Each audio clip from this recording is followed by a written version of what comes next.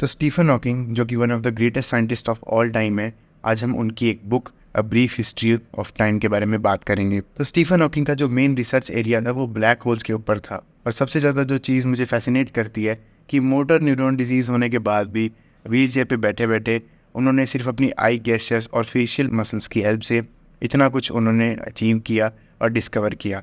वो माइंड में बैठ के थॉट एक्सपेरिमेंट्स करते थे और इसीलिए वो एक थ्योरेटिकल फिजिसिस्ट बन पाए। तो इस बुक के पहले चैप्टर से हम शुरुआत करते हैं। पहले चैप्टर का नाम है our picture of the universe, कि ये जो यूनिवर्स है इसकी पिक्चर अभी हमें कैसी दिखाई देती है। तो एक बार की बात है, एक प्रोफेसर थे, इनका नाम था बर्ट्रैंड रसल। वो एस्ट्रोनॉमी पे एक बार एक लेक्चर दे रहे थे और वो समझा रहे थे कि कैसे स्पेस में सन के आसपास जो प्लैनेट्स हैं वो रिवॉल्व करते हैं। इसके बाद क्या होता है, पीछे से एक लेडी खड़ी होती है और वो आर्गूमेंट करने लगती है कि ऐसा नहीं है, आप झूठ बोल रहे हो।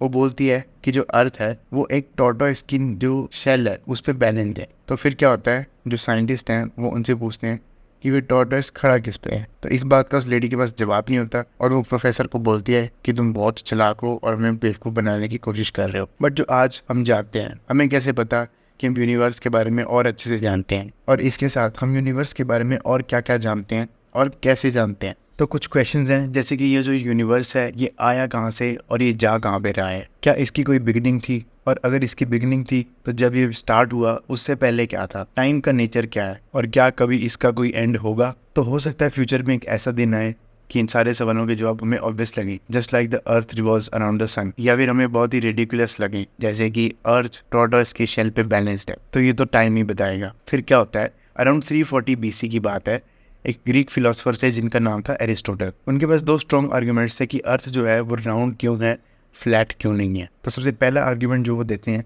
तो लूनर एक्लिप्स के टाइम जब भी चंद्र ग्रहण होता है तो मून, अर्थ और सन, तो जब अर्थ मून और सन के बीच में आ जाती है तो सन लाइट डालता है अर्थ पे और अर्थ की शेडो बनती है मून पे, तो वो शेडो हमेशा ही राउंड बनती है। अगर अर्थ फ्लैट होती या किसी और शेप की होती तो वो शेडो राउंड कभी ना बनती, वो एलोंगेटेड या कोई लंबी सी शेडो बनती। सेकंड आर्ग्यूमेंट ये होता है, देखो उस टाइम पे क्या था कि ग्रीक्स जो लोग थे वो काफ़ी ज़्यादा ट्रैवल करते थे, तो उनको पता था कि अगर आप साउथ में किसी एरिया से, मैं अर्थ की एज ए होल बात कर रहा हूँ, तो अगर आप सदर्न हेमिस्फेयर में किसी एरिया से नॉर्थ स्टार को देखोगे तो वो थोड़ा सा नीचे दिखाई देता है compare to any northern area. इसको आप ऐसे भी समझ सकते हो कि अगर नॉर्थ पोल भी एक इंसान खड़ा है तो उसको जो पोल स्टार है, हमारा जो नॉर्थ स्टार है, वो बिल्कुल एग्जैक्टली अपने सिर के ऊपर दिखाई देगा, बिल्कुल 90 डिग्री पे।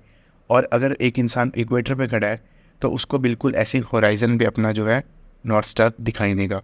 तो इससे भी पता चलता है कि अर्थ जो है वो राउंड है। एक तीसरा आर्ग्यूमेंट और आता है ग्रीक्स के पास से कि जो समुद्र में शिप्स सेल करती थी, पोर्ट से जब शिप सेल करना शुरू करेगी तो उसका जो है जो बॉटम वाला पार्ट है वो पहले डिसअपियर होएगा और जो टॉप का उसका जो सेल है वो बाद में डिसअपियर होगा। तो इससे भी पता चलता है कि जो अर्थ थी वो राउंड थी। तो आगे हम डिस्कस करेंगे कि एरिस्टोटल ने जो मॉडल बनाया था इस यूनिवर्स का, जिसमें कि वो एज्यूम करते थे कि अर्थ जो है वो यूनिवर्स के सेंटर पे है और बाकी जितनी भी चीज़ें हैं जैसे कि सन, प्लैनेट्स, वो सारे अर्थ की चक्कर लगाते हैं। इसका हमें एग्जैक्ट रीज़न नहीं पता कि उनको ऐसा क्यों लगता था, बट सर्कुलर मोशन उनको सबसे ज़्यादा सूटेबल लगता था अपनी थ्योरी को एक्सप्लेन करने के लिए।